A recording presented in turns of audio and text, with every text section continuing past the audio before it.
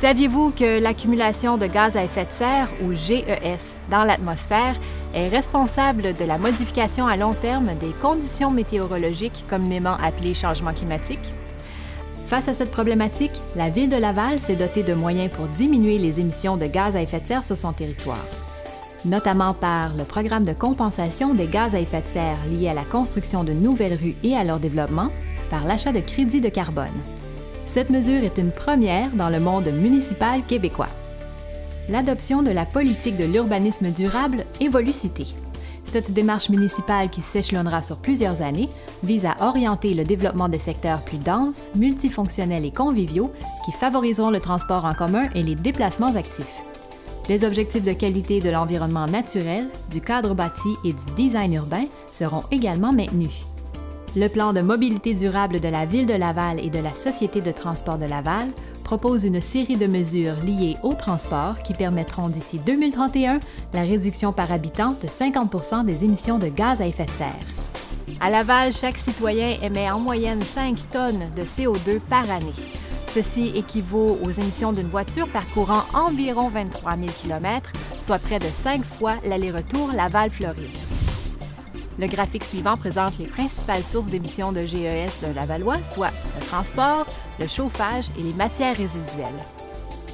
Vous constaterez que le principal secteur émetteur est celui des transports. Les émissions de gaz à effet de serre liées au chauffage sont en grande partie attribuables au mazout.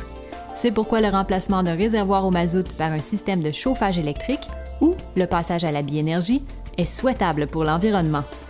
Voici maintenant quelques moyens pour réduire les émissions de GES générées par vos déplacements. En premier lieu, favorisez les transports actifs et collectifs pour vous déplacer. La marche, le vélo et le patin à roues alignées sont les moyens de transport actifs les plus courants. En plus d'être écologiques, ces moyens de déplacement contribuent à améliorer votre forme physique. Autre fait intéressant, en ville, le vélo est le moyen de transport le plus rapide pour des distances de moins de 5 km. En somme, l'utilisation des transports actifs et collectifs, une fois par semaine, réduit de 10 à 20 % vos émissions de gaz à effet de serre. N'oubliez pas que les transports actifs et collectifs peuvent être combinés entre eux et jumelés à l'utilisation de la voiture. Pour ceux qui doivent absolument utiliser la voiture, il importe d'adopter des comportements routiers responsables. Il s'agit d'une façon de réduire vos gaz à effet de serre tout en augmentant votre propre sécurité et celle des autres. Planifiez vos déplacements en combinant plusieurs courses sur un même trajet. Assurez-vous d'effectuer un entretien régulier de votre véhicule. Ainsi, il rejettera moins de composés nocifs dans l'atmosphère et sera plus sécuritaire. Voici quelques composantes automobiles à vérifier régulièrement. Les bougies d'allumage, le système d'injection, le carburateur, les freins, l'alignement des roues, la pression des pneus. Autre règle importante de l'éco-conduite, éviter la marche au ralenti.